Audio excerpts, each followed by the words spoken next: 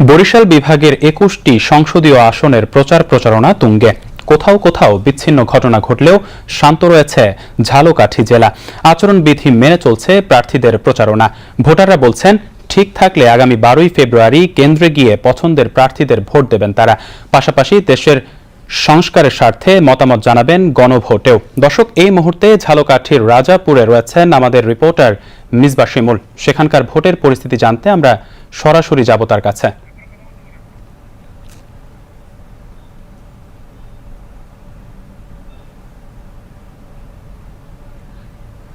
হামিম, আমি এই মুহূর্তে দাঁড়িয়ে আছি ঝালকাঠি দক্ষিণ জেলা ঝালকাঠির রাজাপুর এবং রাজাপুর উপজেলায়।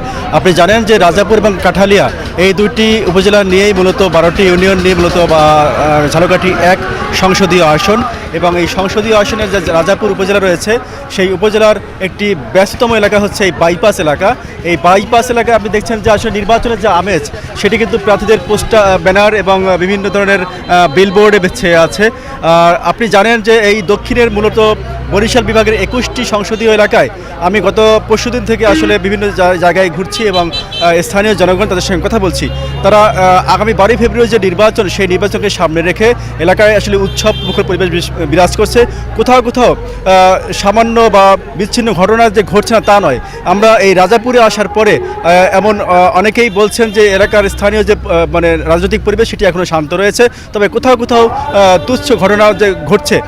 আপনি দেখছেন যে বিটিপি আসলে আসার পর থেকে এই জায়গাটিতে অনেক স্থানীয় জনগণ তারা কিন্তু এসে জড়ো হয়েছেন এবং তারা বিটিপির কাছে তাদের যে ভোট নিয়ে প্রত্যাশা এবং বর্তমান যে পরিস্থিতি সে বিষয়ে তারা বলতে চান। আমরা একটু আসতে চাই যে আপনি এই স্থানীয় জনগণ হিসেবে আসলে ভোটের পরিবেশ কেমন দেখছেন?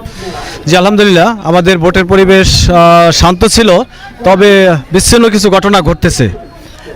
বিচ্ছিন্ন ঘটনা ঘটছে, নির্বাচনী যে পরিবেশটা বাংলাদেশের যে কালচার, সেখানে তো নির্বাচন আসলে এরকম বিচ্ছিন্ন ঘটনা ঘটে থাকে।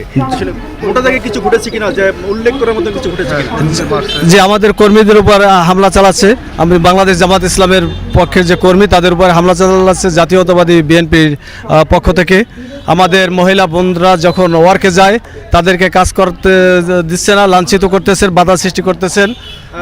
আমরা আপনার যে অভিযোগ, সেই অভিযোগের বিষয়ে আরও আসবো। আমরা শুনতে চাই, আপনি একজন তরুণ ভোটার হিসাবে নির্বাচনের যে পরিবেশ কেমন দেখছেন এখানে? নির্বাচনের পরিবেশ এখানে সব শান্তই ছিল। পরবর্তী ক্ষেত্রে এখানে আমাদের মা বোনরা যারা তাদের উপরে অপ্রত্যাশিতভাবে তারা হামলা চালায়, তখন তারা বলে যে আমাদের এখানে ভোট বাধাগ্রস্ত করছে তারা। তখন আপনি তো এখানে অনেকক্ষণ ধরে দাঁড়িয়ে আছেন, আসলে কি কারণে দাঁড়িয়ে আছেন? বিটিভির কাছে আপনার বলার কি আছে? আমরা বলতে চাচ্ছি যে আমাদের এখানে ভোটের কাজগুলো সবই আলহামদুলিল্লাহ ভালো, কিন্তু কিছু কিছু জায়গায় আমরা সকালে পিংড়ি গেছি, ওইখানে আমাদেরকে বাধা সৃষ্টি করছে বিএনপির কিছু নেতারা।